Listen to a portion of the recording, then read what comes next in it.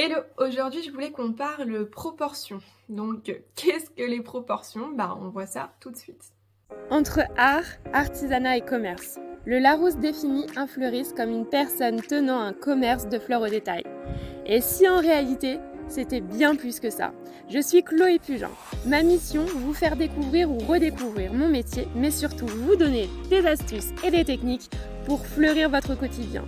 Ensemble, sublimons l'éphémère. Allez, j'essaie de te donner une définition simple des proportions. Les proportions, c'est en fait la taille de ton arrangement, donc de ta composition ou de ton bouquet.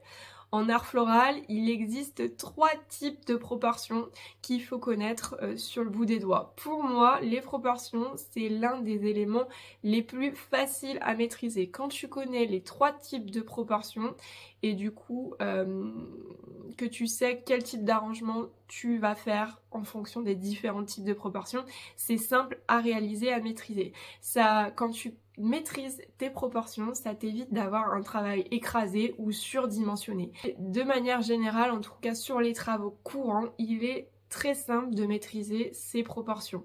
Donc on va les voir ensemble. Je vais te donner plusieurs du coup, je vais te donner 3 proportions et je vais te donner des exemples pour chaque de type d'arrangement. Et à chaque fois, du coup, comme ça, tu pourras t'aider de ces 3 proportions pour faire des bouquets ou des compositions qui sont harmonieuses et du coup élégantes parce qu'en fait, ces proportions, elles servent à ça, elles servent à que ton travail soit élégant en fait. Si du coup tu le fais trop grand ou trop ramassé, c'est pas esthétique. Donc il y en a seulement 3 et je t'incite vraiment du coup à les connaître. Pour moi c'est assez simple, ça demande pas non plus une mémoire de foufou et du coup ça t'aidera dans ton travail, tu vas voir. Allez, du coup, on a les proportions classiques. Donc là, pour un bouquet rond qu'on a déjà vu ensemble dans la vidéo comment réaliser un bouquet rond. Donc là, on est sur des proportions moitié-moitié, donc un demi, un demi.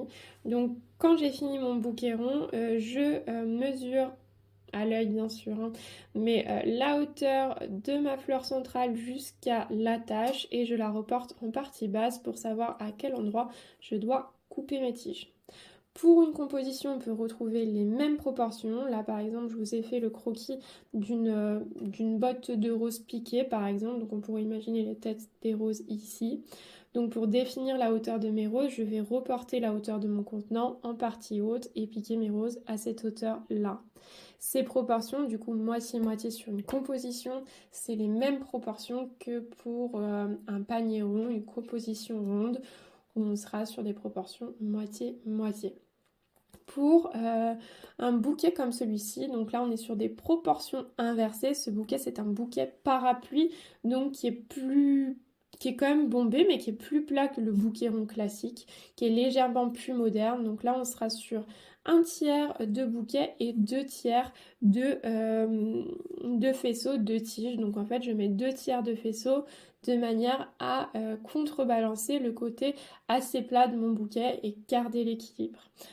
On aura aussi proportion inversée dans une composition où je peux avoir par exemple une composition haute, donc un contenant haut, dans lequel je vais venir piquer des fleurs en parallèle par exemple. Et je vais reporter, enfin du coup je vais faire une composition à un tiers. Donc je prends la moitié de mon contenant et je le reporte en partie haute pour définir la hauteur de mes fleurs. Donc ces 2 travaux là, ils sont modernes, ça change un peu d'habitude, donc c'est des proportions qui sont intéressantes à travailler aussi.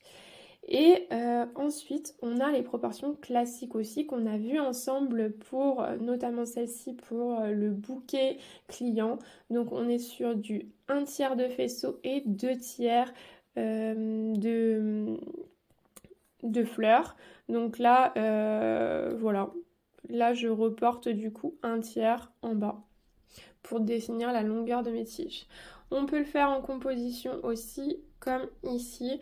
Du coup, là, je vais reporter hop, 2 fois mon contenant pour définir la hauteur de ma première, enfin de la plus haute fleur. Donc là, on est sur du 1 tiers de contenant, 2 tiers de composition.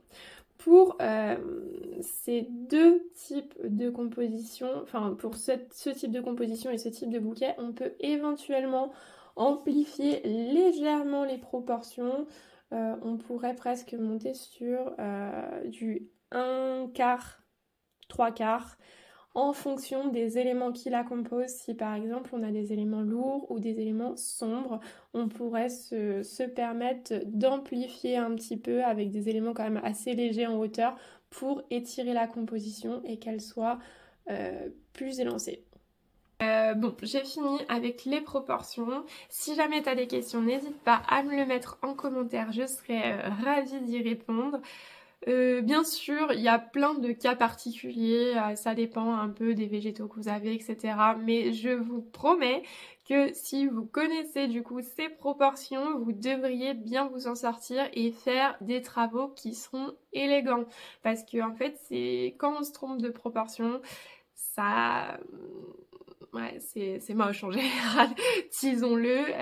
Ça va faire des choses qui sont tassées ou des choses qui sont trop élancées, du coup trop minces, pas élégantes. Donc une fois que vous connaissez ça, que vous le maîtrisez, normalement vous vous en sortez bien sur tous les travaux. Et on va pas se mentir, il n'y a rien de plus moche que de voir sortir d'une boutique ou peu importe, un bouquet avec des tiges immenses qui sont quasiment plus grandes que le bouquet. Ça, c'est pas esthétique, donc on peut pas faire ça. Donc voilà, j'espère que cette vidéo du coup a pu t'aider, que tu as appris des choses. Je te souhaite du coup une bonne journée. Continue du coup à me soutenir en likant cette vidéo, en la partageant aux gens qui pourraient être intéressés. Je te remercie vraiment pour tout ça et je te dis à bientôt. Bonne journée, bye! Ensemble, sublimons l'éphémère.